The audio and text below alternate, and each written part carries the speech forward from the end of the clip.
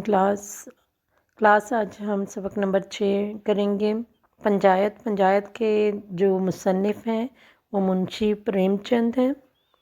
منشی پریم چند جو ہیں وہ اردو کے پہلے افسانہ نگار ہیں۔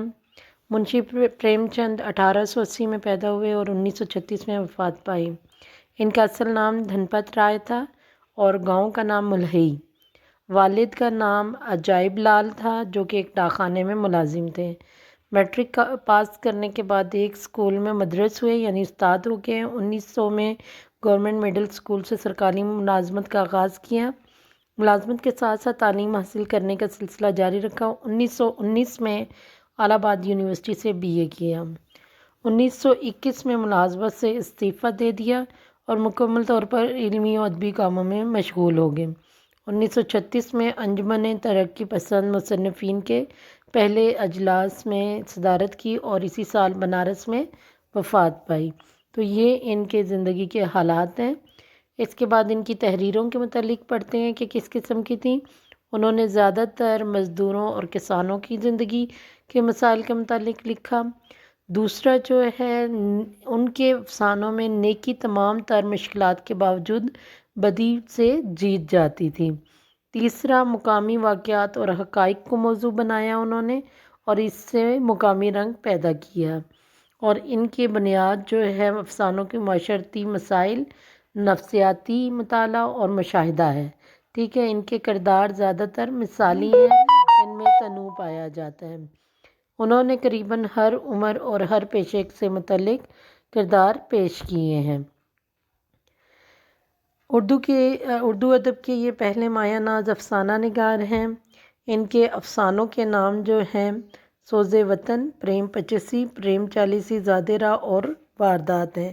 اس کے علاوہ انہوں نے ناول نگاری بھی کی۔ ناول نگاری میں ان کے ناولز کے نام میدان عمل، بازار حسن، گوئے دان۔ ٹھیک ہے، اس کے بعد ہم دیکھتے ہیں چیپٹر کے اینڈ پہ آپ کے پاس افسانہ کی تعریف دی گئی ہے۔ پنجایت پریم چند کا افسانہ ہے۔ افسانہ ایسی کہانی کو کہتے ہیں جس میں زندگی کے کسی ایک پہلو یا واقعے یا کردار کو پیش کیا جاتا ہے۔ اس لیے اختصار یعنی مختصر ہونا، وحدت تاثر اور جامعیت اس کی بنیادی صفت ہے۔ یعنی یہ اس قدر مختصر ہوتا ہے کہ آپ ایک بار بیٹھ کر اس کو پڑھ سکتے ہیں۔ افسانے کی پہچان یہی ہے کہ یہ ایک بیٹھک میں پڑھا جاتا ہے، جبکہ ناول جو ہوتا ہے وہ طویل ہوتا ہے، وہ ایک بیٹھک میں نہیں پڑھ سکتے۔ اس کے بعد خط کی تعریف آپ کے پاس دی گئی ہے۔ ہم سب دوسروں سے کچھ کہنا چاہتے ہیں، اپنے خیالات، اپنے حالات اور جذبات کا اظہار ہم خط لکھ کر کرتے ہیں۔ خط کی یہاں 2 اقسام بتائی گئی ہیں، رسمی اور غیر رسمی۔ رسمی وہ خط ہوتے ہیں جو کسی صاحب اختیار کو بھیجے جائیں، یعنی آفیشیل لیٹرز جو ہوتے ہیں، اور ان میں عام طور پر حالات و مسائل سے آگاہ کیا جاتا ہے اور ان مسائل کے حل کی درخواست کی جاتی ہے۔ جبکہ دوسری قسم کے خطوط ہیں وہ غیر رسمی خطوط ہیں جو کہ بے تکلفی کے طور پر دوستوں، عزیزوں، والدین اور ایسے بے تکلف جاننے والوں کو لکھے جاتے ہیں اور اس میں اپنے جذبات اور خیالات کا بے ساختہ اظہار کیا جاتا ہے، یعنی بلا خوف آپ ہر بات ان سے شیئر کر لیتے ہیں۔ اب خطوط کے حصے کیا ہیں؟ پہلا حصہ ہے مقام روانگی اور تاریخ۔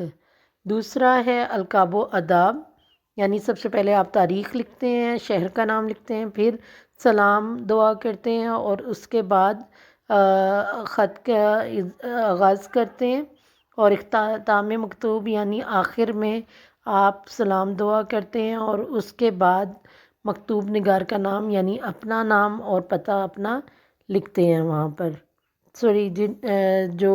جن کو لکھا جاتا ہے ان کا پتہ وغیرہ لکھ دیا جاتا ہے۔ ٹھیک ہے، اس کے بعد آپ کے پاس یہاں ڈیٹیل بھی دی گئی ہے مقام روانگی اور تاریخ کاغذ کی پیشانی پر یعنی دائیں طرف لکھی جاتی ہے، اور القاب و آداب مکتوب علیہ سے اپنے تعلق کے مطابق لکھے جاتے ہیں۔ والدین کے لیے احترام کے طور پر لکھے جاتے ہیں، جبکہ دوستوں سے بے تکلفی کے لکھے جاتے ہیں۔ ٹھیک ہے، اور اپنا نام خط کے آخر میں بائیں جانب لکھنا چاہیے۔ صفحے کے آخر والی جانب مکتوب علیہ کا پورا پتہ لکھا جاتا ہے، یعنی جس کو آپ خط لکھ رہے ہیں اس کا پتہ لکھیں گے۔ تو یہ آج آپ کا کام ہے جو کہ آپ کاپیز پر مکمل کریں گے۔ Thank you.